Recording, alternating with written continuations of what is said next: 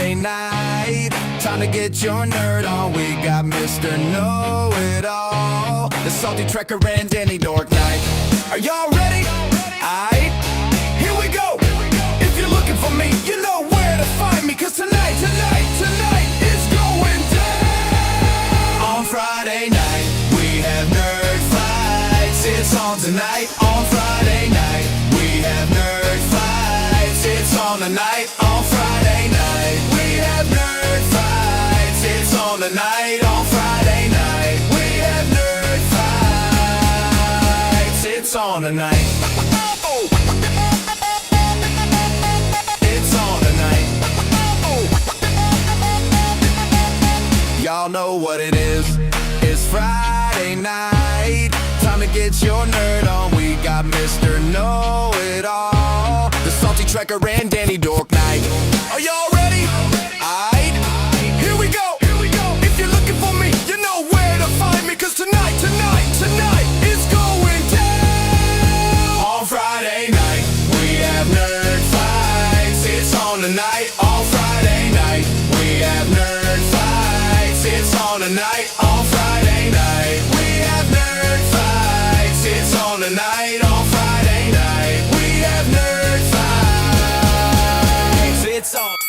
Driving beat. Ladies and gentlemen, boys and girls, it's time to Nerd Step Fight! into the ring, it's time to brawl. Nerd fights, baby, we're geeking for all. Marvel, DC, Trek, and more. Pop culture battles, settle the score.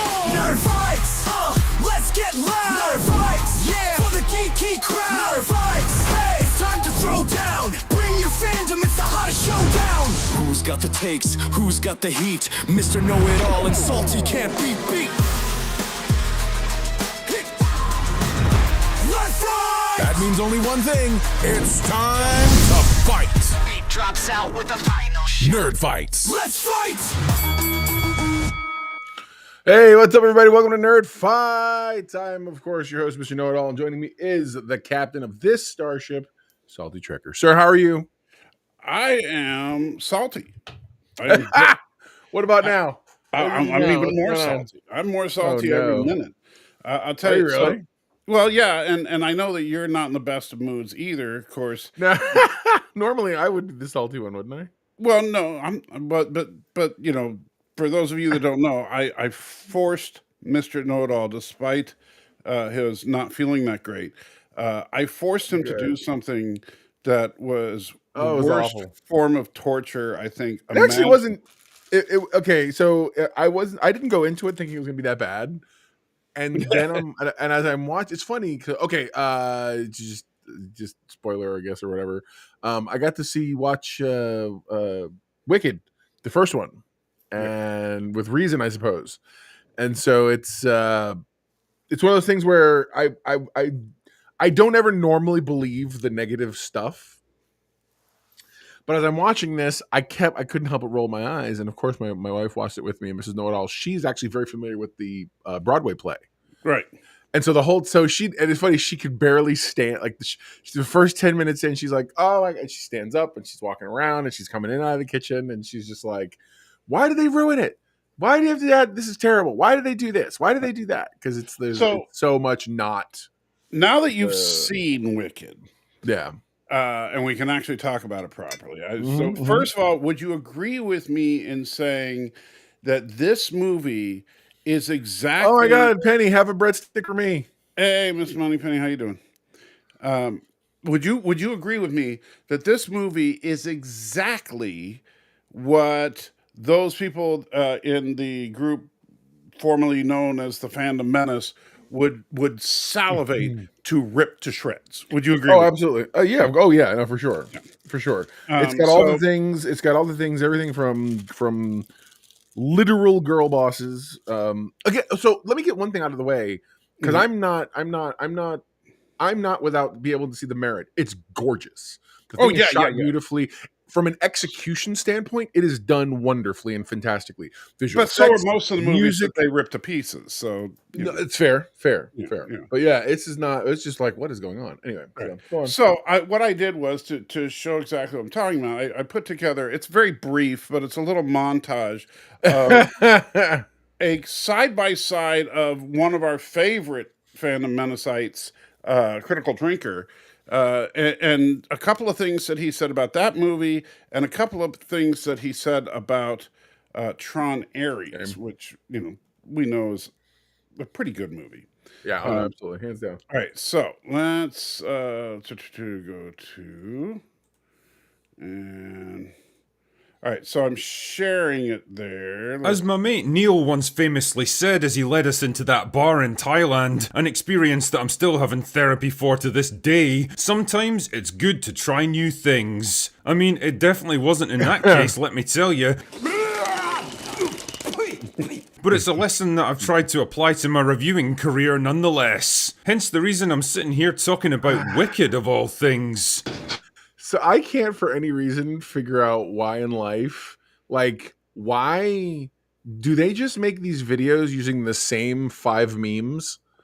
Yes, that's all he does. Okay, I'm just curious because literally it's what I saw. I was like, this. I've seen. Yeah, every clip that he inserts, he uses the same ad nauseum. Yeah, got it. Really? I mean, it seemed only fair considering I made a pretty snarky video about the film's star and the potential box office fallout from her weird behaviour. But goofy rough. social media meltdowns and insufferable press tours aside, seriously, what the hell are you guys even doing? I figured it was only right to separate the art from the artist here and give the movie a shot. And here's the funny thing, it's actually pretty good. Tron Arse. Wait, what? Sorry, Tron Hold on. Ares. Actually, no, yeah. I'm What? What? You heard him. Hold on. Did he just say the movie's pretty good? Yes.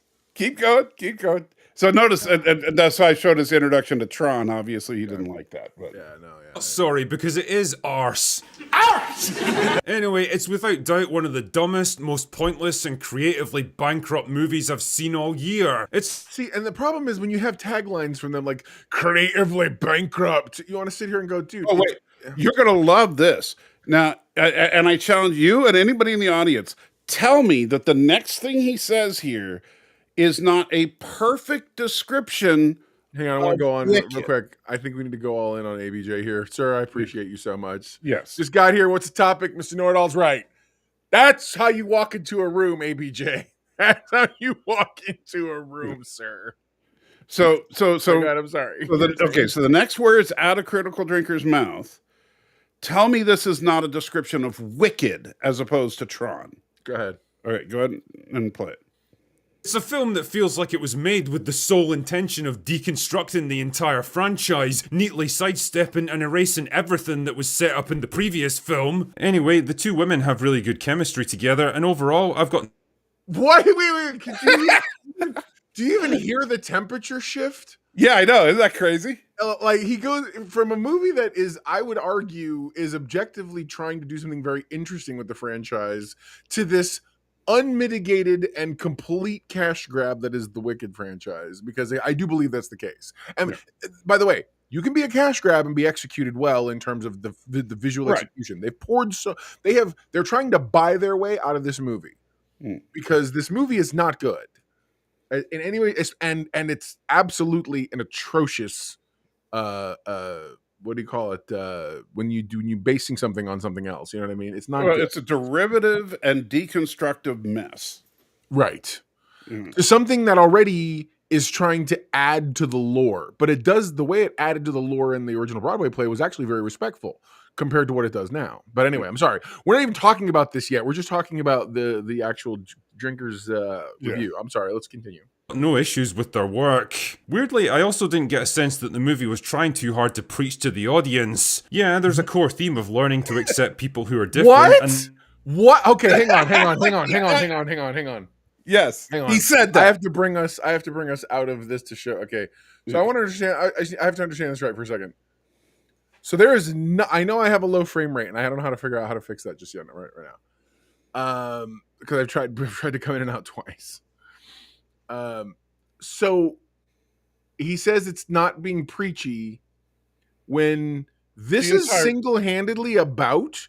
Do you guys know? Does anybody here know what Wicked's about? Like actually about? And I don't mean the core thing of like, oh, it's about Alphaba and whatever else. Okay, it is about the only green person, who, by the way, is played by a black person.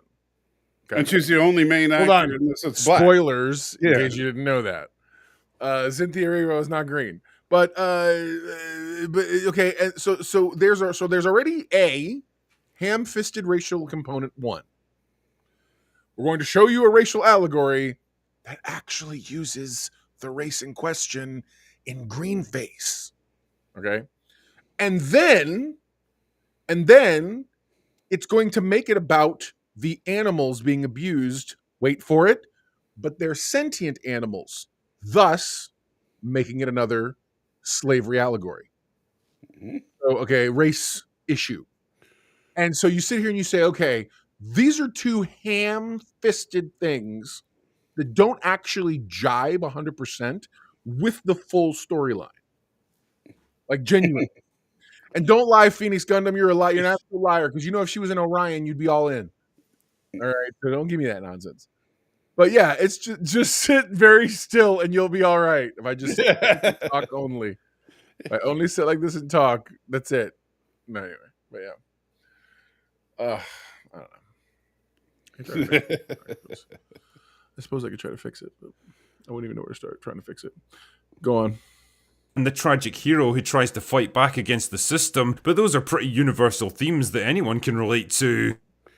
Yeah, This has to be ironic. Tell me, this has to be ironic. He was doing this. You liked the movie.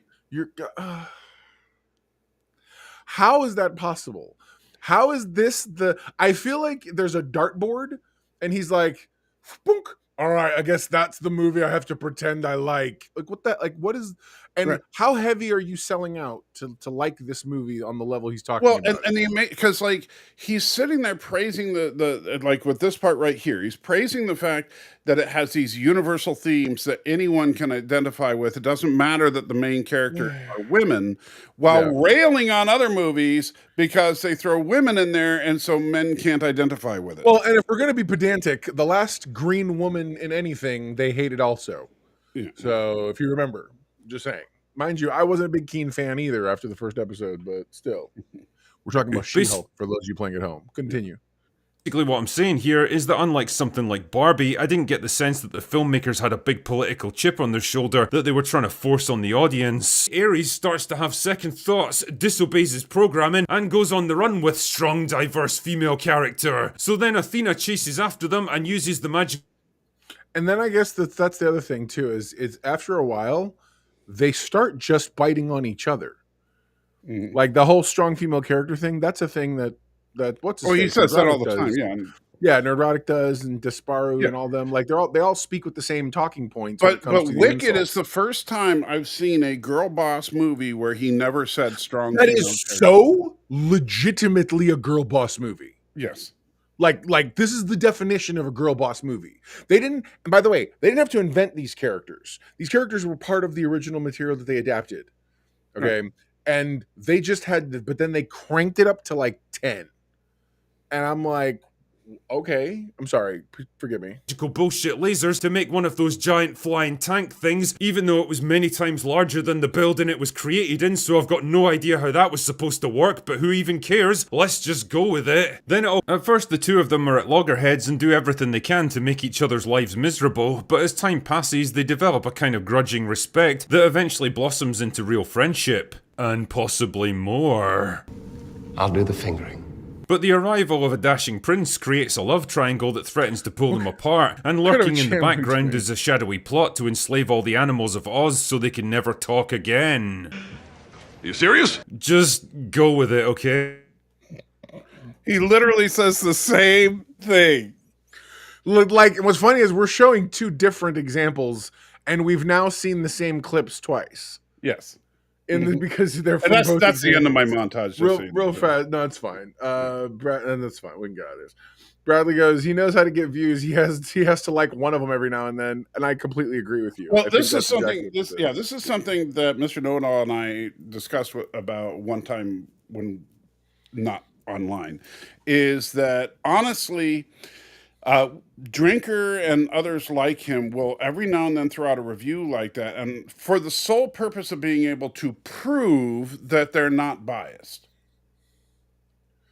And but the thing is, so you pick this is like the Academy Award. giving a really good actor an Oscar for a movie they don't deserve it because they skipped them the last like 3 or 4 times. Right.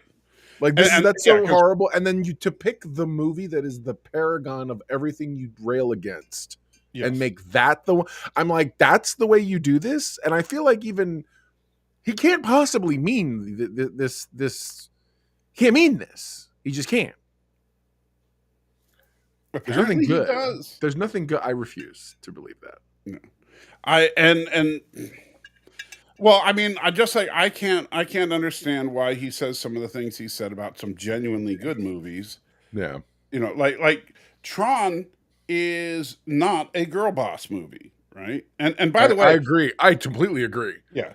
And let me say this: you can have a legitimate girl boss movie that just, I don't think girl boss should be considered a derogatory term. No, I agree. Yeah, because Wicked done right. I mean, because Elphaba and Glinda are the 2 most powerful people in Oz, as established way back in 1939. And so that's perfectly fine. What's not okay is to basically make Elphaba the only black character, but green, the only good, righteous person in Oz, even though she's one of the most iconic villains in movie history. Right. No, I agree. It'd be like Darth Vader being a champion for animal rights. It just doesn't make sense. Bradley goes, "It's the random movie he likes. I bet that video gets insane interaction and comments." Oh, totally. Because I guarantee you people are commenting probably a lot like we are right now. No. Are you serious? No. I was reading comments while I was waiting for you. And people are like, and hold on, let me like, get this right. So is you're telling me that like Dale is sitting there going, "Man, you know what? Drinker likes Wicked. I think we should check that movie out." So I'm going to bring up. Let's see what's going on here, just so we can prove that we're completely unbiased, right? I am going to. I don't know if we're completely unbiased, but okay. We're trying to be. We're trying to be as legit as possible on this. All right, so let me. Then I got that, and then we'll go over here so I can get there. Okay, so let me remove that, and then. Okay, so we'll share screen. All right, so you're gonna love this. Okay, okay, I get you. Go ahead. Let me do it. All right, so you ready? We're gonna just start with the. This is his review. We're just gonna go straight to the comment. You can see Wicked. I can't believe I'm reviewing this movie. If you're wondering what the name, Yeah. All right. Comments. I'm proud the drinker didn't let his She-Hulk prejudice or She-Hulk prejudicism against green women. Okay, that's fair. Hold on, that's fair because that was a good comment. But when I was talking about the fact that they've commented they hated the other green people one, that's what I meant. Yeah. So yeah, no plans to see it, but glad the drinker gave his honest opinion about it. I would make the case. Honest opinion. Yeah. Why does it even sound like a snarky comment? Yeah. I'm glad we got drinker's honest opinion. Get the hell out of here. That's just a Jeff Goldblum. Let's see. The whole lead up and press tour for the movie made me completely disinterested, but then I saw it last night with my girlfriend, and honestly, it was pretty damn good. The intro and the last song were literally some of the best things I've heard in cinema. Wow. Let's see. Then this comment about snarky remark he made about Courtney Cox. I'm proud of the drinker for reviewing this fairly. I'm like, reviewing this fairly? Yeah. What the? Oh my god! I don't even know what to say about this. So yeah, so I feel like this is the point. In a lot of ways, I feel like this has to be the point. Like when you see we're seeing all this reaction, this has to be the point. It's insane. Yeah, it's crazy. It really is. It is because his fans are just echo chambering him, and so I mean, that's whatever. It's whatever, man. Yeah. Anyways, it's fairly. Yeah, exactly.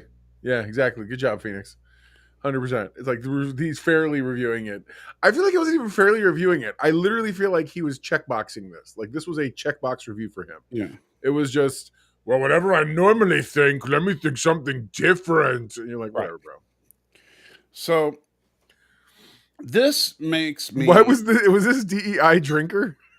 Like, what's going on? Like, I'm trying to figure that out. That should be his new name now. The DEI drinker. drinker. Yes, 100%. Well, because you look, if you're going to be the standard bearer, at the very least, be consistent. Right. And when your entire shtick is being vitriolic, full of hate, and having no redeeming qualities whatsoever when it comes to anything, not you having no redeeming value, but the things the movie you you're want, reviewing. yeah, have no redeeming value. Then all of a sudden, out of the blue, the paragon of the everything you complain about, you give a free pass to. I suddenly question everything. Okay, and I'm sitting here. I even hate saying the word. I question your integrity, because how much integrity can you possibly have when all you do is rage bait anyway? Well, Like, it's hard to take people seriously. If you watch his entire Wicked review, Yeah. the funny thing is, most of the review is his standard snarky stuff, but everything has a caveat to it. So Right. he, at one point, he says, "Well, some people remember that I've complained about movies like The Hobbit taking a simple story and stretching it out and bloating it into multiple movies, and this movie certainly has that problem, but it's not as bad." And I'm like, what are you talking about? The fact is, the original play isn't as long as the first movie. Yeah, It's way overboard, and it's way overboard. This is exactly what they did with The Hobbit. Indulgent.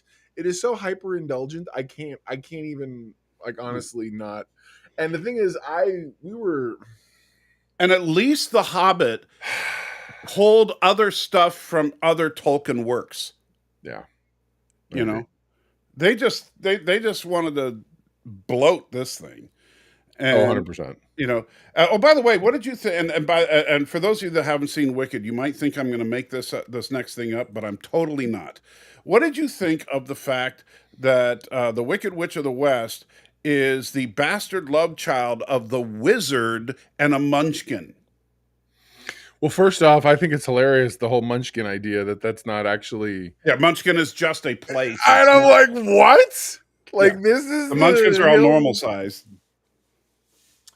And then the other part, the thing is this, I feel like everybody wants to make Oz was the biggest hoax in the whole series. Right. And everybody wants to make him out to be, because every version of this story, or not this story, but any version that has the wizard is always got him as like, not as like the great and the powerful, this and that, and he's not.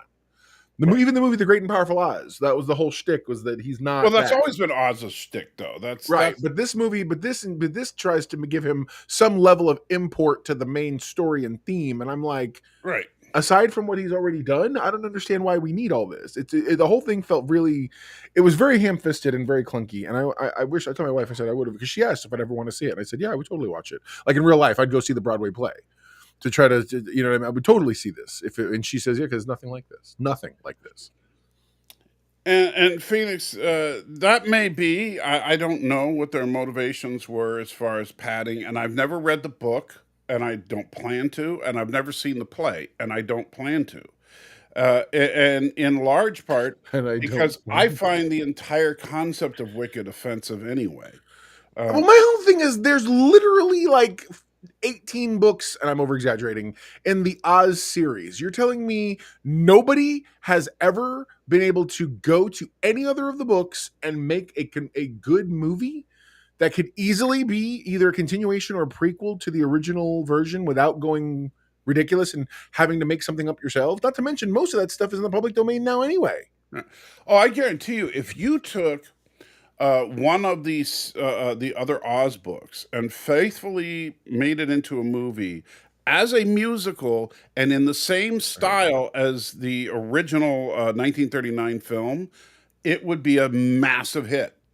I agree. You know, and so I would almost love to try to take AI, grab the characters of Glenda and the original Wicked, and like see what a scene from the story from the story of Wicked, not from the play or the movie. What that scene would look like, trying to utilize the visual of the original characters, because I feel like that's what's really missing. Because no offense, as much as you want to sit here and say whatever you want to say, Ariana Grande does not seem Glenda coded. No. Okay, Well, she and the seems Wicked Witch is supposed to be hideous.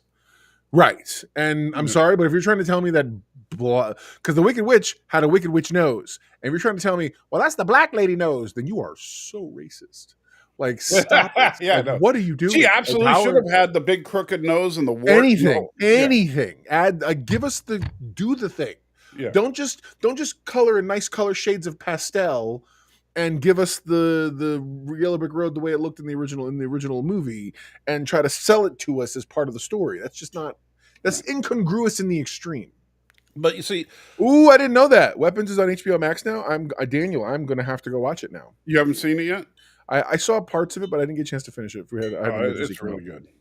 Nice. The ending is a little meh, but it's pretty good.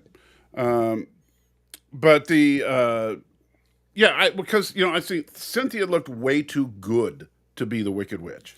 Well, because they're trying to make her look all pretty and stuff, and they're trying to race match her. The thing is this, how can Drinker be okay? Because this literally breaks all the rules and does all the things they say. For instance, in the original play, she's got hair, like flowing hair.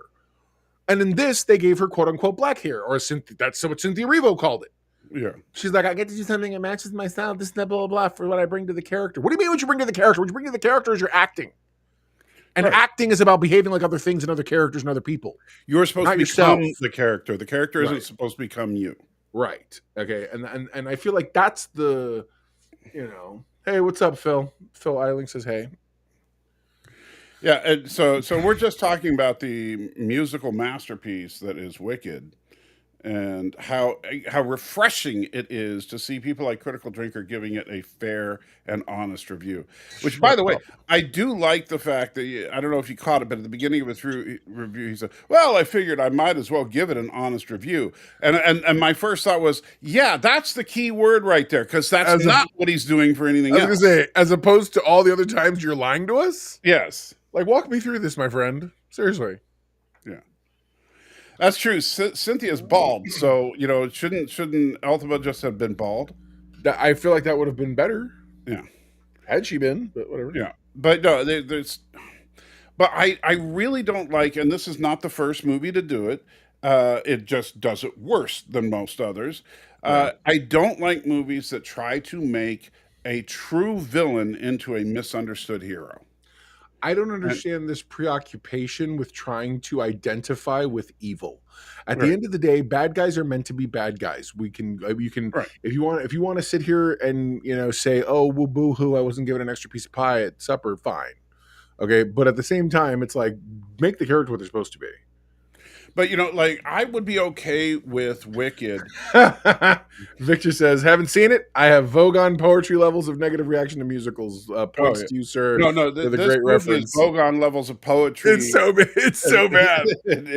That's what I can't understand. I'm like, that's why I sit here and I go, was there any kind of irony in this? Like, is there any point where he was like, there's your positive review for the year? I mean, anything? Like, what? No.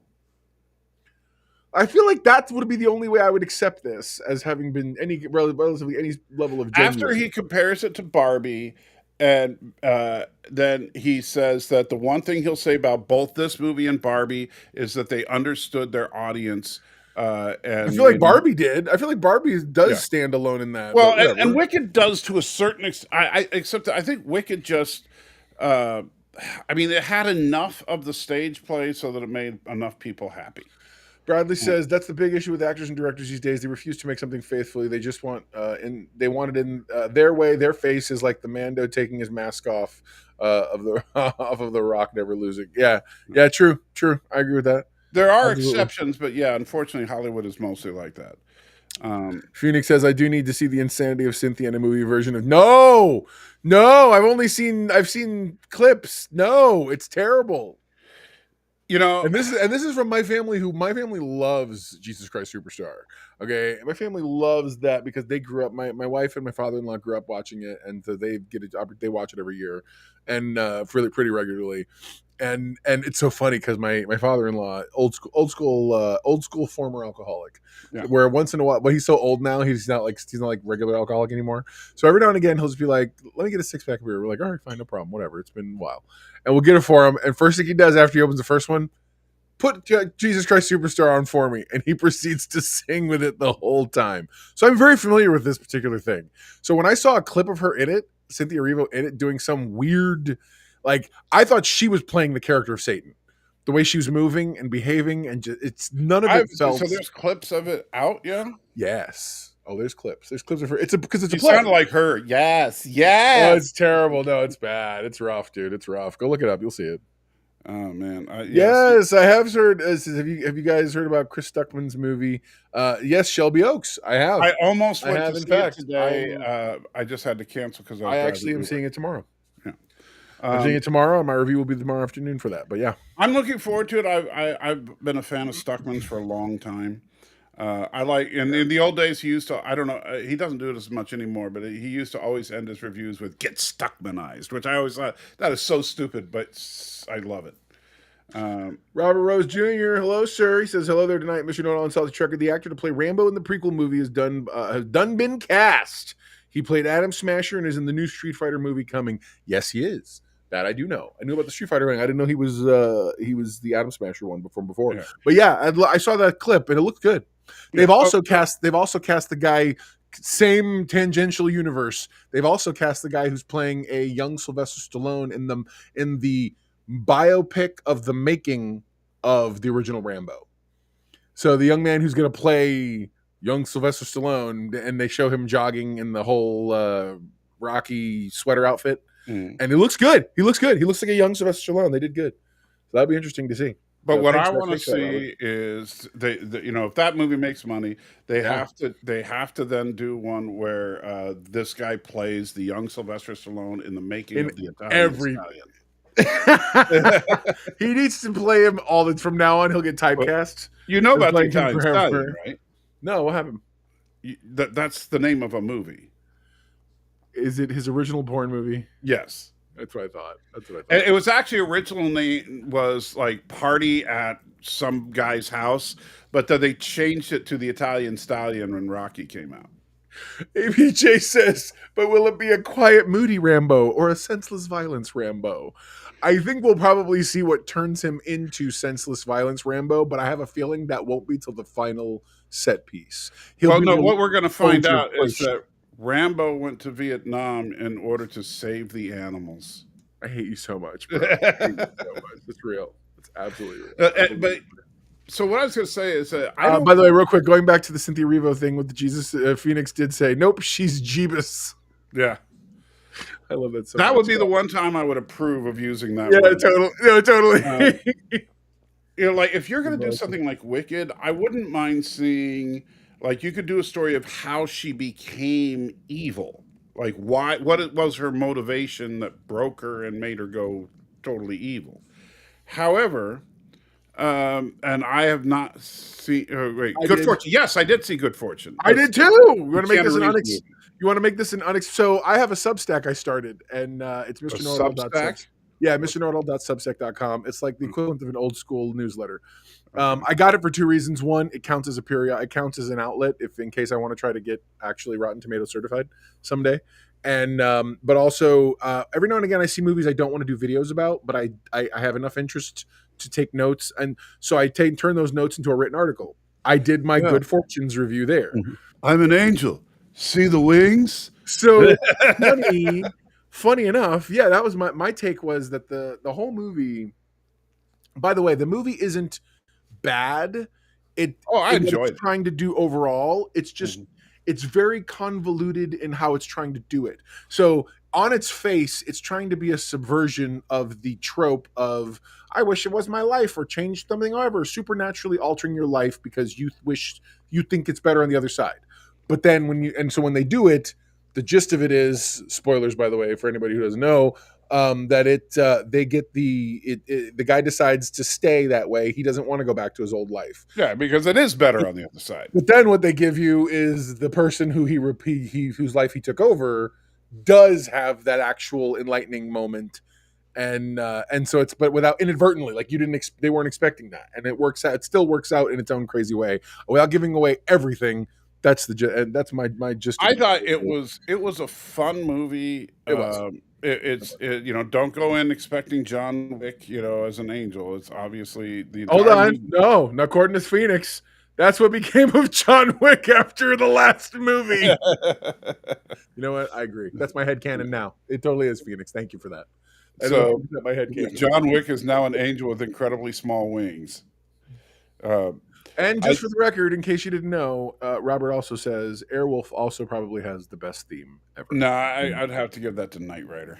Oh my god, I was just gonna say, I was like, the only one that I think might be able to dethrone it is Knight Rider. Yeah. Something about it's the difference between two different sets of music instruments. Yeah.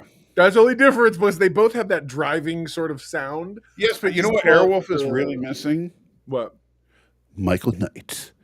Oh, totally. He doesn't. It doesn't have the cool narrator. It's just like you just hear the music and see the helicopter flying around. Did you know that the Mythbusters a long time ago did the whole can a car drive into the back of a truck thing, and they actually proved it could.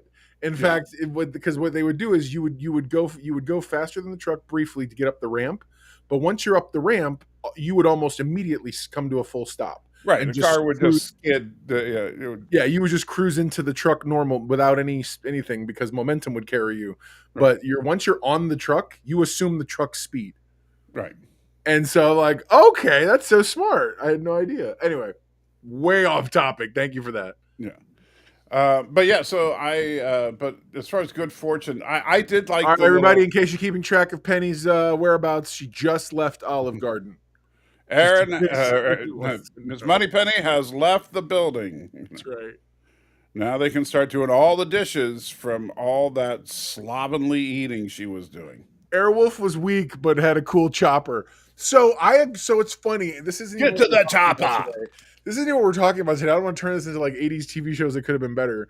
My big issue with Airwolf was not that it wasn't cool. It was very cool. My problem was, even then as a kid, the level of involvement that, like, prepping and getting ready, I was like, this is so involved. And they almost never got into the airplane or the helicopter till the end. Well, of It course, was always like their final, right? It was always their final thing after everyone else was doing everything else. It's like, now we're in the blah blah blah. But whereas, at least you got to see Kit the whole time throughout the episode. Yeah, the whole time. But here's the question for you. You ready? We're gonna have to get into a fight on this one. Airwolf versus Blue Thunder. In a dogfight in Los Angeles. Wow. Isn't that where all the air helicopter dogfights happened back then? Well, yeah, back then for sure. But that's Airwolf had an alcoholic pilot. Daniel said. That is Robert Rose says later on Airwolf does have a voiceover introduction. That's true. Done by the same. I don't even remember that. First colonel that chased the A team. That's really going deep cuts, man. That is awesome. Oh my god. And ABJ, of course, comes in with the "What's Blue Thunder?" Look, my gosh! If you have not seen Blue Thunder, you need to go find that movie on Tubi or something and watch it now. Or if you have any of those video game emulators that are like all the games in a controller, I think there's a video game from back in the day. A Blue Thunder video game? Yeah, there really is. All right, so you didn't give your. I have my opinion on it. But Blue Thunder would have kicked his drunk ass, says Phoenix. Robert says. Now we're not taking into account. We're assuming equally competent pilots. Okay. I'm gonna go Blue Thunder. Oh, I would absolutely go Blue Thunder. I know people don't understand that. You got to know, man. Yeah, you got to know, bro. You got to know. Blue Thunder. If you just real quick, everybody, hang on. I'm relaying messages. Hey, Danny Dorknight, your mother would like to know: did I tell you I was visiting Aunt Cindy? I repeat, did I tell you I was visiting Aunt? Everybody, Cindy? Stop. Aunt we have to relay a communication from Penny's comments. I want to know. So is she driving while commenting in the comment section? She probably is. Yeah. Penny, put it by down. The way, you do know that Aunt Cindy is a euphemism. Oh, and Penny, your son says yes. I feel like he's sitting here going, "Mom." He goes, "She never drives. She's the passenger." Oh, okay. Yeah. So she's driving Miss Daisy action going on. She's in the back seat of the Uber, just sitting here. She says, "No, my husband's driving. We're in Indiana." Oh, I'm so sorry. I did not mean to spoil. I hope your husband couldn't hear when I was saying how Aunt Cindy is actually a euphemism because we know what you were really doing. You know, so when she said, her husband's like, "You listen to these bozos." we've just ruined her marriage. Of course, we could start talking about her ridiculous cocaine habit. Oh, you don't know. We had this whole thing for the longest time about her cocaine habit. And that was started by Danny, by the way. Just Arabic asks, isn't Danny supposed to be back on Nerdfights? He is back on Nerdfights, but he also has a job. Yeah, and he's very busy. But he can listen to us more often than not on his job. Yeah. And then when he sometimes gets out later, we try whatever else, we'll see. But yeah, no, he's more than happy. He's more than welcome to be the third wheel whenever he wants. And I have so bring up Robert. I'm actually glad he's not here tonight right now because I didn't have a chance to finish putting together the new intro. I'm almost done. I just got busy this week, but I absolutely. That's right. See, Danny remembers booger sugar. Booger sugar. That's awesome. Yeah. So right now, Miss Moneypenny and her husband are having a very serious discussion. Phoenix loves her Columbia sugar. Yeah. See, they're having a very serious conversation. Going, okay, so tell me about the cocaine and Aunt Cindy. And why do I feel like? And I know he doesn't sound anything like this, but I feel like he's like booger sugar. You can explain that to me. You know what I'm saying? She's like, it's just the boys being funny. And that's what she sounds like in my head because I've never heard otherwise. So I'm making it up as I go. Cocaine bear. Petty. That's awesome. This video is not getting monetized with all the references we're making. Oh, absolutely. All the things. That's awesome. By the way, we talked briefly about how my most recent Tron video, because I had a positive review, went like insanely viral for me. Wow, good for you. Like I'm like blown away. I'm sitting here going, it's funny. The first day, it was like 58 views. Day 2, 240 views. Like, oh wow, what a great jump! I was very happy. I walk away for like all of them a day. Don't pay any attention. I'm doing other stuff. I come back. It's like 1,500 views. And I'm like, what the? Where did that happen? And next thing you know, it's just rose and rose and rose and rose. I was like, what is going on? So I'm particularly proud. So anybody who's gotten here as a result of that review, hi, and we love you. So Robert, I need you to explain that. Hang on one second. Victor says in America, first you get the sugar, then you get the money, then you get the women. There you go. But she is the woman, and she's that's right. You know. But then she goes to visit Aunt Cindy. Oh, did she? That's awesome because we all know that's a euphemism. There is no actual Aunt Cindy. All right, so somebody explained to me, and I remember they used to say this. Oh my God, really? Airwolf had nuclear-tipped missiles? Yeah. So what does that mean exactly? I mean, because like uranium-tipped shells are a thing, or uranium-tipped bullets, but that doesn't mean that they're like nuclear bullets. Yeah, no, totally. You know? Because it's I think a writer for Airwolf heard about uranium-tipped rounds and said, "Oh yeah, so these are nuclear-tipped missiles." Hell yeah, I could see that. Because they are not nuclear missiles. You do not have a civilian flying around in a helicopter with nuclear weapons. By the way, this is when we need to have our own little video memes ready because I would love to have right now Chekhov saying nuclear vessels. Nuclear vessels. I just need to stack up our video overlay section so that I can throw those in once in a while. Go on, I'm sorry. So yeah, I think that unless oh my God, Aravic, you're fired. I don't even want you in this audience anymore. Give us what we want. Star Trek United with President Archer, please. Stop it. Nobody wants a President Archer show. No, I want an Admiral Archer show. You're all liars. Everybody who's like, but that's what we want. No, what you want is any connection to that era of Star Trek before they ruined it and mucked it up and started putting their hands in it. Okay? And I'm telling you right now, nobody wants that show. So stop it. And Phoenix, you are 100% right with that last The 1980s were a hell of a drug, my friend. They absolutely were. It's real. It's real. Like, and it almost feels like a fever dream.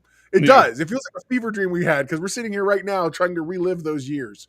We're like, let's back to the 80s. In the 1980s, you had good TV shows, good movies.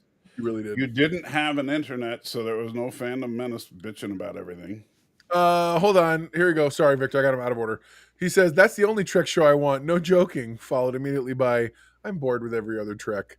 Man, I'm not bored with them. I just wanted to get back on track, man. Look, what's going on? Like, seriously, I just wanted to get back on track.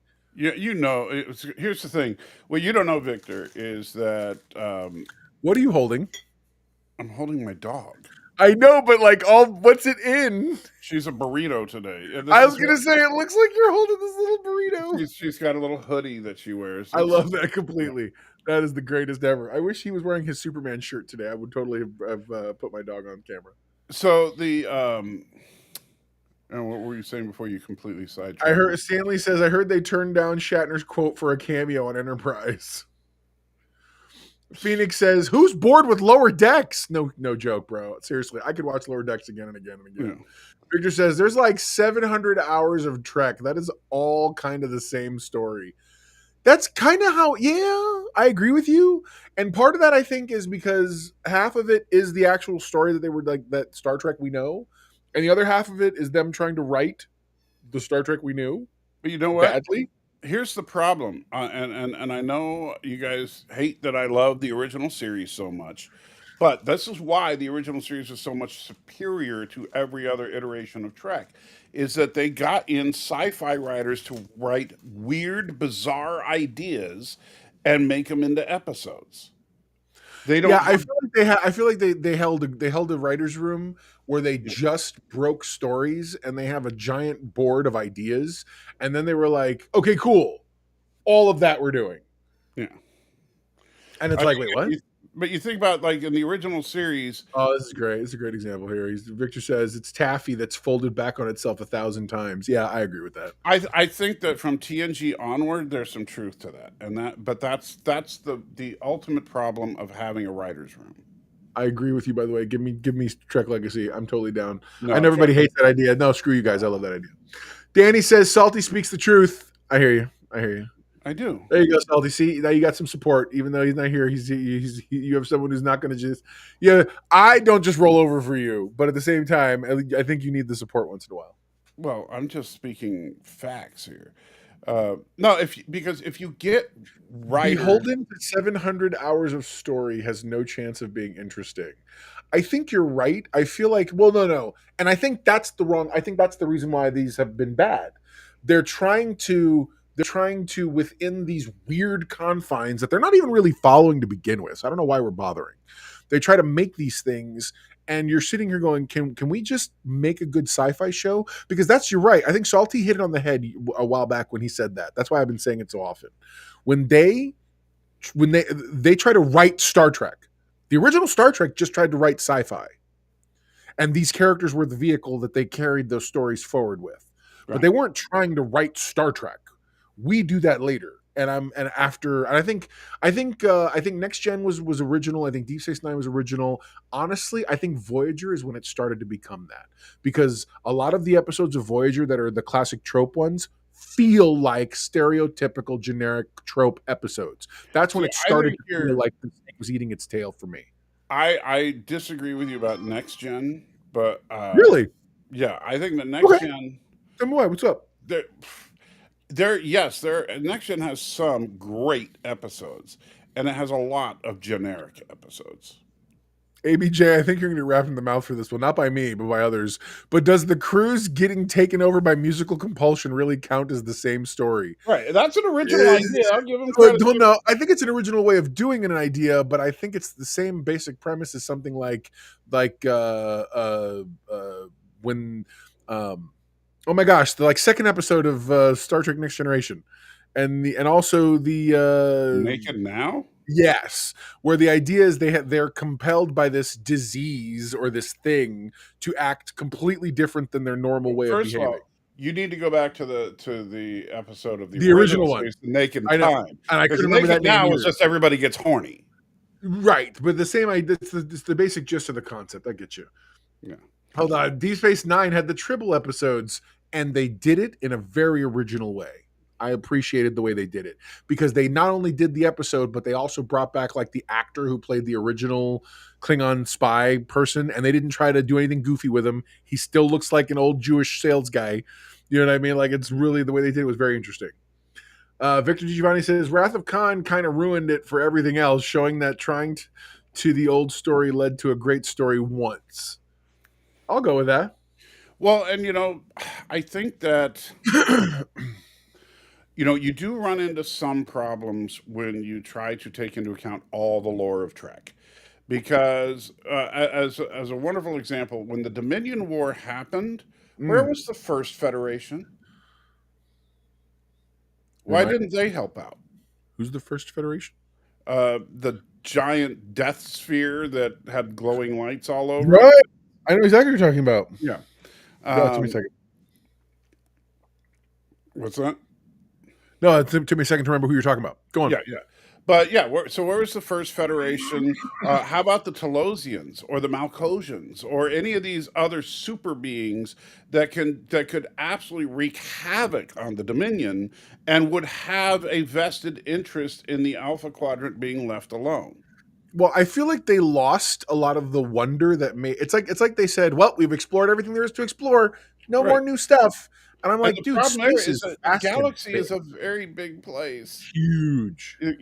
They're in fact, the funny thing is, it's even like in Balance of Terror.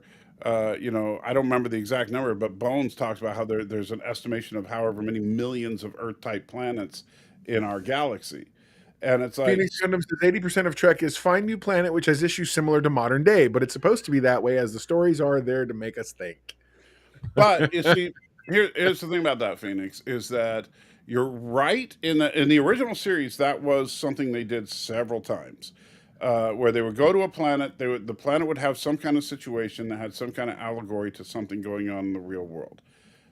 However, real world politics have changed, and so you can still do that and tell different stories. I will get. And by the way, in the first episode of Strange New Worlds, they tried to, and everybody was ripping them to shreds because how dare they? I loved what they did in the Strange New Worlds. I think Strange New Worlds is actually a paragon of what they should be trying to do, which is at the very least, like, re-show us things. If you're going to make it interesting, I'm down. How about this? And they've tried, but they've done it in an asinine way. But like, show us more species that we've seen in the past, only in passing, and give us some depth to them. Like, give us something kind of like they did with those guys in the suits. That's the most we've the Breen. That's the most we've ever seen of them, and they were super interesting. I want to see a live action Vendorian. Sure. Because they only appeared in the animated series. Is it possible to have a continuity-free nerd shows? Yeah, and I hear you. We are very lore-obsessed. Well, yes and no. I mean, the original series was kind of that. They didn't worry about continuity all that much in the original series. The newer Trek got more into it. They got away from each episode being a standalone episode, and they went from serialized to episodic. Serialized means it doesn't matter if it goes whatever. You mean they went from episodic to serialized in newer Trek? Yeah, sorry. Yes, that's what I meant. That's right. But that is, I think that is a problem. I think Strange New Worlds is better in that regard, in that it's an episodic structure with a serialized overarching plot. Real quick, think about this one for a second. In order to have a good Trek series, you need a solid writing team and a story-driven goal for each season. I would argue Discovery tried to give us that, and everybody rejected it. Now, mind you, I think the way they went about it was probably more ham-fisted than we wanted, but I feel like that was the attempt. Yeah. More than anything. I think that is the exact opposite of what you need for a good Trek series, because you should not have a writing team at all. You should be taking spec scripts from science fiction writers. And you should not be have a goal for the season. You should have independent episodes. The original series didn't do overarching stories and cliffhangers at the end of every season. In fact, they didn't do a cliffhanger at all, except for the menagerie. So much more to tell if you break away from this canonized track that everybody thinks Star Trek's supposed to be on. Get them out there. 5-year missioning it, whoever. I don't care what they are. Exploration should never have ended. They should be still out there discovering things. You're trying to tell me we know the whole of our galaxy now? Get out of my face. Okay, Daniel, you're banned. What did I just miss? Wow. Wow. Everybody, please pay attention to the final message of Daniel Stenson before his banning goes into place. Yeah. Star Trek should be more like Star Wars. By the way, now if he had put ... quote J.J. Abrams, because that is exactly what J.J. Abrams tried to do. I need more, Daniel. I need more. You know what? I'm going to give you an opportunity. Take your time, write it, flesh it out. The minute it comes up on the screen, I will read it because I need to hear what you're talking about. Give me an example. I want a solid example from you of what you mean. Don't dogpile comments. Don't dogpile. I really want. If he says Andor, I will ban him. No, stop it. Victor says no. Strange New Worlds is episodic more than serial. I don't think the two work together. You can't have galactic stakes, and I guess now we're Vulcans for a day. I would agree with you. I agree. Well, and that's why I think Strange New Worlds is the best of the new Trek. Yeah, I think you stick to the episodes. You don't. The most I think you do is sort of what Next Gen did, which is the characters will evolve over seasons. But other than that, it's still very episodic. Unless you're gonna do a part one and a part two, which I have nothing wrong with that. You want to take a season, break it up into a bunch of two-parters, fine, whatever. You know what I'm saying? How about we get more than 10 episodes for a season? The problem is then you won't get, but then you lose then we'll lose the quality. But we didn't care before. Yeah, but we're the audience tastes have changed. Otherwise, if they hadn't changed, we'd be on season 7 of the Orville right now. Because even though it was a great nostalgia hit, not on season 7. Shut up! I'm not even getting into that with you. But even though it was a great nostalgia hit, it did feed that itch that hadn't been fed, and it did it kind of well. I don't mean how they executed, if you like the stories or not, but I mean stylistically, it felt like we walked right back into Next Generation. Stylistically. So, and they did episode to episode, didn't have big story arcs, but that's not what people want. They want they want a more intelligent level of, or more advanced level of storytelling. I don't mean intelligent in terms of the stories, because I agree with you. I think the stories are actually kind of two-dimensional, but I feel like intelligent in terms of it doesn't all have to be giant exposition story dumps. We have visual effects to support us now. We can actually expand on the ideas. Like, I feel like if you were to take any of if you were to take a script from the original series and storyboard it like an episode today, you'd have to cut half the script out and execute it like a story today. I feel like you would find, because remember, they wrote within the confines of what they had. See, that's the other thing. You're trying to fit a model that didn't have access to the visual effects and the capability of telling more advanced storytelling through visuals that we have today. So, and I don't believe that would work fundamentally. I just don't. Not in today's marketplace. Well, I think that the original series, and to a lesser extent the Berman era Trek, they were. Dave Victor says, I want a Trek show that's just Trek support groups. I was a Vulcan for a day. I woke up pregnant, had a baby. It grew to adulthood and died all in 48 hours. I was stranded outside of time. Like all the people who have just been screwed up through everything. You could do that as like a Lower Decks premise. What if that on some level is what Tawny Newsom's working on? What, like some version of like all the people that have been screwed up with all the Trek clones, all the whatever, like everybody who's ever had something crazy happen to them. You know what I mean?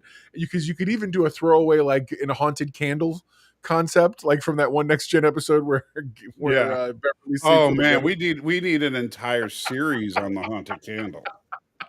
I'm saying, like, can you imagine? I can just totally see that being the premise of some very The Office-like nonsense. Oh my god, that's great. That's a great one, Victor. That's a good call, sir. Yeah, you know what? You get some lookalike younger actress to play Deanna Troi, so that we could see her therapy sessions with everybody dealing with the stupid things. I feel like Lower Decks was a pleasant surprise. I feel like they were running out of steam, which is why they ended with 5 seasons. I feel like they were running out of steam because the stories themselves, it began to be so clearly an homage show, and it was very clearly something different than what it started out as. Yeah. There's just a salamander group for all the people that test drive Transwarp. It's awesome. Be careful if you use Transwarp. You have to say they, them. Yeah. Otherwise, it's cis warp. That's right. It's just regular Transwarp. Sorry. I apologize. Notice it's Sulu that's like, she's supposed to have trans warp. That's right. That's right. You're like, I bet, sir. I bet. Oh my gosh. Oh, it's good stuff. Anyways, all right. So what else? What else we got going on tonight? Well, there's a movie that I want to watch with you. What movie is that? We're watching like now? No, not right now. Okay, I was gonna say, what the heck, man? I'm trying to see if I can find a trailer for it so you can see it. Really? Yeah, because and see if you would be willing to watch this epic film. ABJ says just started watching Lower Decks. The Boimler gets stuck in a transporter mode episode was last. That's going to be a wonderful little tidbit that gets seeded. So keep watching. What's that? Oh, the Boimler transporter. Oh, he hasn't gotten to the resolution of that. Good on. Transwarp was never said in dialogue. I beg to differ, sir. It's actually said by no more than two. That was a big thing. See, Lore Reloaded inadvertently said that in a video. Like, fun fact, really? Star Trek 3 Transwarp was never actually said in dialogue. It's said by like 6 people. Exactly. So I posted a response video to him showing every time they said it. Oh my god, that's brilliant. That's so smart. That's a very Darren thing of you to do. Yes, it was. By the way, I've seen quite a few videos of you that Darren's put together, compilations from the past. But you see, what Darren does is he tries to make videos of me saying things. I just showed that he was wrong. No, right on. Now, okay, hold on. If you had a choice, which Trek series would you act in? Okay, real quick. I'm gonna take I want you to answer this 2 different ways. Okay, Salty. All right. The very first is, in real life, if you were approached, forget time and the variables, pretend every Star Trek show is available, and you could go be on one of them. Which show would you want to be on first? So, which actual show would you want to be able to be on? Like, knowing what I know now about all the shows? No, it doesn't matter. Just I'm saying, imagine they're all available. Which Star Trek show would you want to walk on? If you're just going on premise alone, right? So, like, all the shows have just been pitched. You're such a loser. You got to get this deep into it. Pick a show. Which one you want to be on? Oh man, that's tough. I'll tell you right now. I would walk onto the set of Strange New Worlds in a heartbeat. I feel like I feel like they're having fun there. They're having a lot of fun there. Well, you know what? Even if it's just make me the bartender guy, I just stand there cleaning glasses. That's all I do. I would do Lower Decks. Really? Yes. Okay. Because physically I'm a wreck and I could do voice. Oh my god, that's hilarious. Okay. Second part of the same question, and we'll get to your answers in the comments, by the way. So don't worry, we're going to get you guys. Second part of the question: which actual universe, if you could go exist in and serve on, and that show's premise, which would it be? Definitely original series. I think Strange New Worlds, probably for the same reason, but differently. Let's see. Bradley said. Bradley Briggs said, I pick Voyager. Victor DiGiovanni said, First Contact is number 2 second Trek movie in the rankings. That's awesome. Smoke said, 007 says, Deep Space Nine for me. Thank you, sir. Bradley again, Voyager. Victor DiGiovanni said, animated series. Nice. There you go. That's pretty interesting, you guys. TOS, Daniel Stenison, DOS because the shirts. Aravic says, that's a hard one. I want to be in TNG as a strung-out teacher dealing with little Klingon brats like I do in real life. That's the best. As if they're not Klingons, they sure as heck are acting like them. That's awesome. And then Victor says, I already have a goatee, so I guess the mirror universe is where I'd go. That's the best. You ready to go, man? As long as I can say the line, Vulcans are dicks at some point, which I only really say on Lower Decks. So okay, all right, real fast. Let's turn real fast to this concept that I hate of the Archer and Ball shipping. No, President Archer show. would T'Pol be on it, and who would she play? Like, is she his wife? Is she just an ambassador? Did they never have any kind of tension? Would she be an No, advisor? Or- she would be the Vulcan ambassador. I think I could see that, especially because her role was so pivotal in terms of placing a Vulcan Yeah. with Starfleet. I could see her or being the eventually become predecessor Starfleet. to Sarek. Sure. Wow. And we could get, technically, you could get a young Sarek in that. Like maybe Right, he's like her Sarek could be her Claire's assistant. protege. Oh, see, okay, that's the kind of background, like lore stuff I can get behind, because I feel like that's a fun place. But I feel like, how much fun can you have as the president? Is it literally just going to be, what is this, like the UN hearings of the, Yeah. you know what I mean? Like that's what we're doing, interstellar UN. I don't know, man. No, I think that a President Archer show would be, I mean, because a true Star Trek political show, man, you know, anybody in Hollywood right now that's going to make that show is going to make. She's Sarek's secret mommy. You know what? I could see them doing that. Turns out T'Pol is actually eventually becomes the mother. Like she gives birth to who the guy is going to be. Sarek Sarek. is T'Pol. That's very Kurtzman. That's very Kurtzman doing something like that. Sarek is actually the child of T'Pol and oh gosh, I'm forgetting his name. The redneck. No way! yeah. Shut up. That's that's the real reason that Spock is part human. Yeah. No, just kidding. That's awesome. That's great. They just hit it so nobody ever knows Sarek is part human. Tucker. That's man. I don't know why I couldn't remember his name. You see, he's been at every convention ever singing the karaoke and stuff. But no, if you're gonna do a show and bring in cast members from Enterprise, which I am totally for, I think are they all promoted? Like, are they all doing other things? Well, they would be if you do it realistically based on their ages. Okay, hang on. Do you do it limited series style? So like Picard, where you know for a fact you're going to do 1, 2, or 3 seasons. Okay, that's my first question. Short. Okay, I would start it. I would start it as a limited series, and then if it does well, offer an expansion. So then, what if? Okay, hold on. So now let's see you're in that setup, right? Mm-hmm. What do you? Okay, golly, do you make it so that at some point, what probably in the 3rd season or the final season, do you give them? They're all on an Enterprise bridge together. You give the Enterprise people, fans of the show Enterprise, a moment like we got in Next Gen. Like, do you give them this older, like one last time the president gets to go out and save I'd the give them universe? that in the first episode. Are you serious? You just be No. Because or would you do it? Or would you do it when they were tired? When they were done? Like, I would make the main character show the final moment that we got screwed out of in the actual show, that they made a hologram thing. Like, make it so it's actually a thing. You can even make a joke about the cook. You know what you could do? You start the first episode with that exact same shot of Archer giving the speech from a distance. Yes. And then you close up, and of course, since they did say there was a time jump there, right? Yes. And so then we see Archer walking off the stage going, "Wow, that was quite a speech, don't you think?" And so we still never get the speech, you know.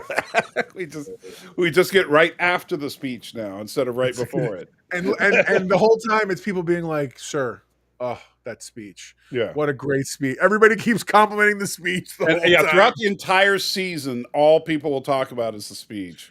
And you end up with like, "When's the speech?" And at conventions, he's being asked. He's like, "Dude, these writers better give me a damn speech to tell these people."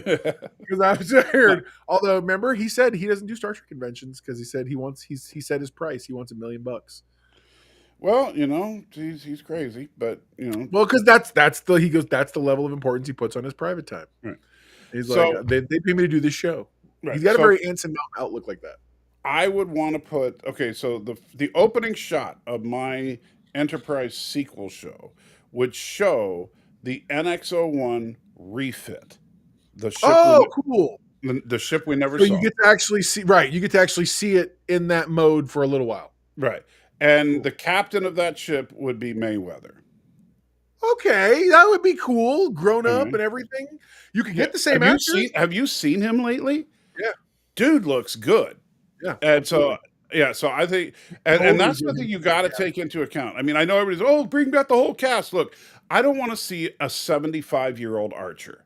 It would be as exciting to me as watching Picard, which I loved Picard. So you're not. Yeah. Why are Well, you trying to sell me? yeah, Picard. "We can show-" I don't know. Oh! I personally, I thought the Peacemaker finale was fine. I liked it. I thought it was good and went in good and fun places. And the Alien versus Earth finale was lame. Yeah, Alien Earth was a better show, but Peacemaker had a better finale. Mayweather don't crack. That is true. That's hilarious. That's So I would put Mayweather as the captain of the ship, and I would make Hoshi the first officer. in my head canon, it was a terrible Archer style speech, but it was captured in the hollow as an actual good speech. They were like, "Can we just change that?" Okay, yeah, change that up. Yeah. Their version of futuristic ChatGPT. Yes. All right. So, you ready for this? Give it to me. All right. This is the movie that we need to watch together sometime. All right. Yes, get that. All right. What are you doing to me? What is this?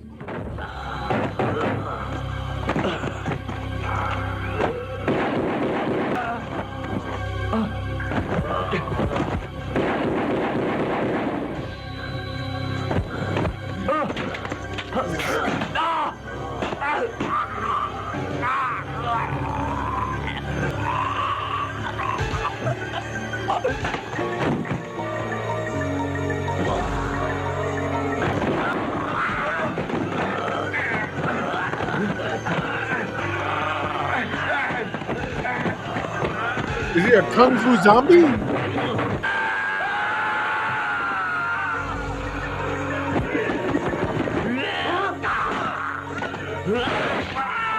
It is like a kung fu zombie.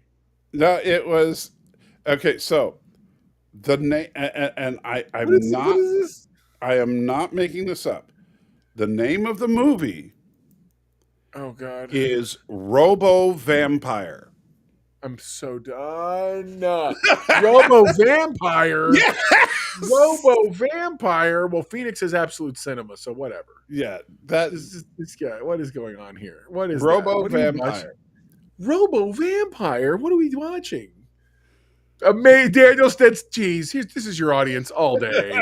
This is your audience. Amazing. It is. Only thing that would break my heart more is if suddenly Victor's like, "I want to see it." I'm like, "Stop it, dude! Don't do that." And Eric, there is bring back movie night with Matthew, but with Mr. Know-It-All. Better than Manborg. that was an actual movie. Oh my God. Yeah, That's terrible. and back a long time ago, I used to do mystery movie nights with Matthew. And If you're doing this sort of thing, you need to do Flash Gordon. Flash Gordon is actually an endearing old. Thank you for holding the line. Thank you, Victor, for holding the line for our audience with taste. Okay, I appreciate you. Jeez. What do you mean looks painful? Well, I mean, it might be painful to get. I would have thought it was like Kung Fu Zombie. I think it's hilarious. It's Kung Fu. Well, the Vampire funny thing is, so I have only watched like the first 15 minutes of it now, but nice. But they seriously say that those Kung Fu zombies that we saw, Yeah. they refer to them in the movie as Robo Vampires. Oh my God, that's awesome. That's I called it without even knowing the name of the movie. Let's go. So they say, I write these things, okay? I write these things. and they're like, are we sure that the Robo Vampires are secured? And it's like, huh? Well, Is it dubbed? Is this dubbed over, or is it? Oh yeah, it's like an Asian film. Okay, so my thing is like I would love because for a fact Hear the original. somebody's like, well, because I love the dub voices. So years ago in another life, the voices are so bad. I did kung fu movie dubbing over. I had a friend of mine. He got a contract, and his job. He literally called all his friends and was like, "It doesn't matter if you sound Asian or not. I just need everybody I can get." And sure enough, like those voices are so bad. It's like they all sound like that weird pseudo, not quite British. You know, it's like, I'm, of course, doing this kung fu movie where I must talk like this. And this is the way I speak all the time. And you're like, was that a British accent? What's going on there? What just happened? Yeah. Wasn't you rough? You know, I wonder if Robo Vampire is in the public domain. It says it is. We are not watching this movie, bro. Are you serious? No, Don't no, do no. I'm thinking, what if we Phoenix redub? Gundam. There's like 20 movies in Asia with monks. I'll totally redub it. There's like 20 movies in Asia with monks fighting some sort of vaguely sci-fi themed demons or zombies. They kind of blend together after a while. What conversation are we having here now? Okay, what is this? It's like, I think that could be a fun. Like we'd have to spend a whole day doing it, but it could be a fun project to sit there and like we play each without like forget about the context of the movie. Right? We'll just take the sound out and then play a little of the first few seconds, and then we just add whatever dialogue we want to add. And so, if you can send me the audio track, I can actually run it through I can try to run it through a redubber. well, I And mean, I think clone the voice even and dub it over into English. well, Da Vinci could probably do it. They probably could. You know, they probably could. Because Da But I- Vinci, I you could have the just audio go track. in. Yeah, you could just go in and in the AI audio features, just turn down the dialogue all the way and then save it like that, and then we just have to record new audio. That's what I'm saying. If you take you found it on YouTube, Daniel. Daniel, post the link, bro. That's what you do. Post the link because Salty's being a bum right now. It's like, let me get because I want to get this. I want to see if I can literally just drop it into a thing, rip the audio, split it out, and just go from there. Because I'd love to. Yeah, do you that. got to be careful that you don't have the riff tracks version because, of course, the riff tracks version has the riffers talking over it. Oh, does it? So there, you want to get the actual original version. Interesting. Yes. So just Mystery Nerd Fight Theater 3000. Well, we need to come up with a better name than that.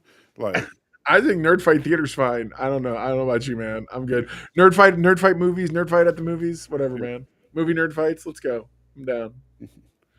Watch them and try to just find the merits or not in them. I find it, just see whatever. I'm down, man. Although I'm down for watching bad stuff because sometimes it's just bad. yeah, that movie is yeah. What you saw there is that's like the opening scene of the movie. That's crazy. Yeah. That is so crazy. And it The doesn't jump- get better. They don't even they raw dog you hard in this movie. Clearly, out the gate, it's like, "Hello, here's your monster zombie kung fu creature." Blah blah blah. Figure it out. You're like, "What is happening? Yeah. What did I just get thrown into?" And you're just like nothing. No sweet whispers and nothing. They're just right up in there. And you're like, "Hello." You're like, "Ah." Like seriously, that's one of the things. You just like. At least I remember the old kung fu movies. There was always that build up. It's like the kid loses his family. He has to go be homeless. He finds the master who is a raging alcoholic, but somehow still teaches him kung fu. He wakes up. He grows up rather and gets revenge. It's all made sense, very very. Oh, Lady Terminator. Oh man. What's the actual name of the Master Nerd Theater? He also says, "What's the actual name of the movie?" The actual name of the movie is Robo Vampire. Oh my god, so crazy. It's a movie from 1988. But yeah, have you seen Lady Terminator? You showed me clips from it. You Have showed I? me clips from it. You showed me clips from it. You told me that you and Danny had watched it or were supposed to watch it or No, something. me and Matthew watched it. Sorry, Matthew. I knew it was one of the. I knew it was one of your exes. Yeah. And the funny thing about Lady Terminator is that it's so Lady Robot Cop is my personal classic for me. Gundam says. Then of course there's I love it. Robo Samurai Cop. Now there's a classic. Samurai Cop is a great one. Robo yeah, Vampire does indeed give you an awful lot of RoboCop images. Yeah, but at least, well, I mean, I haven't watched the whole thing yet, so I don't know that actually ever happens in the movie. Robo Vampire: The Return is a 1988 Hong Kong sci-fi action movie directed by Godfrey Ho. Robo Vampire 1: The Return. How do you have the first movie in a franchise be The Return? That would be like if we had Return of the Jedi as the very first Star Wars movie. It'd be like if you made the first movie called A New Hope. I'm like, where did they go? Where did they go? Where was the old Hope? I know, right? It's terrible. That was a terrible name. When they said, "Oh, we're going to call it New Hope from now on," I'm like, "No, I refuse." ABJ, you're going to hell. Recently, for your size only, take James Bond, replace him with a literal midget, and make every effort at bad visual gags and no There effort. is a guy. Oh man, I wish I could remember the name, but there's like a few movies like that. Thank you. What's that? Oh, is that for the Yes. the robo vampire? Yes. Thank you, Victor. So now he'll be able to watch Robo Vampire, and his dreams will be fulfilled. You know, Oh my god, an hour and a half? This movie's 90 minutes of this. hey, you know, you got to pack that cinematic masterpiece into something. I mean, you know. Has Mr. Know-It-All seen the masterworks of Neil Breen? Oh man, you probably have. Do you know who Neil Breen is? I know the name. I have He don't think is. I've seen anything. Oh no exaggeration. He is the most visionary filmmaker / real estate agent that I've ever seen. I hate you so much. Why do I feel like that's a joke? And no, and here's the funny thing. That's not a joke. He literally is a filmmaker / real estate agent. Oh, it's the / real estate agent that makes me not take you seriously. / real estate agent. He's made like 4 or 5 movies. Hold on. Victor goes visionary. Yeah. Right? Bro, I'm with you. Well, he That's does totally- do some interesting. Man, I'm gonna have to show you some Neil Breen. Clearly. Neil Breen. We wouldn't be able to show a Neil Breen movie on the channel because they are not public domain. Got it. But man, they are in a realm unlike anything. I mean, like Victor says I've seen his work. you probably have at least once. I mean, if you've ever watched a montage of the world's worst movies, you've seen clips from his movies. This isn't that weird guy who does the completely green screen and like it's just awful. Yeah, he does do. He's done that in a couple of his movies. And then there's I do know James what you're Wan. talking about. That I do know you're talking about. That's horrible. And then there's James Wynn. James Wynn is a masterful filmmaker who brought us the classic Birdemic Shock and Terror. As one does, clearly. Yeah. Have you seen Birdemic? No. Oh man. See, that's another one. You are missing out on some cinematic masterpieces. And when I say masterpieces,